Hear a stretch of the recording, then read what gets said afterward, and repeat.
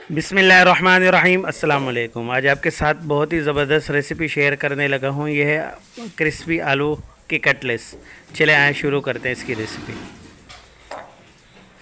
सबसे पहले हमने बॉयल पोटैटो ले लिए 1 किलो, और हमने होममेड मसाला ले लिए, हरा धनिया है, और इसमें हरी मिर्च 1 टेबल स्पून नमक ले लिए। अब इसको हम एक पैन में फ्राई करेंगे, थोड़ा सा तेल डाल के 2-3 मिनट इसको फ्राई कर लेना है।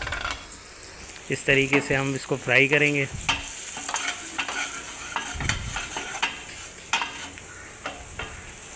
इस तरीके से इसको हम अच्छी तरह फ्राई कर लेंगे। फिर उसके बाद हम इसमें बॉयल पोटैटो डालेंगे।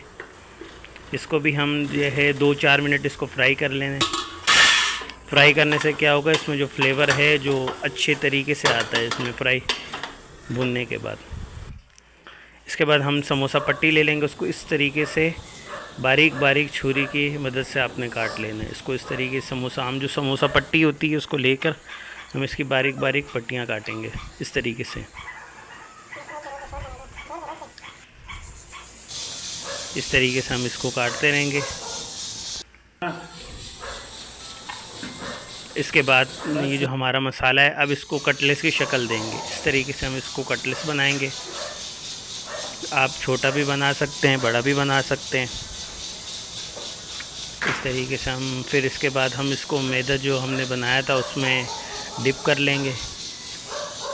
फिर उसके बाद समोसा जो पट्टी थी हमारे पास, उसके अंदर हम इस तरीके से इसको लपेटेंगे। अच्छी तरीके से आपने इसको दबा के लपेटना है, ताकि जो इसको ऊपर जितना सारी जगह जो है समोसा पट्टी हमारी लग जाए और इससे क्रिस्पी बनेंगे। स्टेप बाय स्टेप इसी तरीके से आपने सारे बना लेने हैं कटलेट।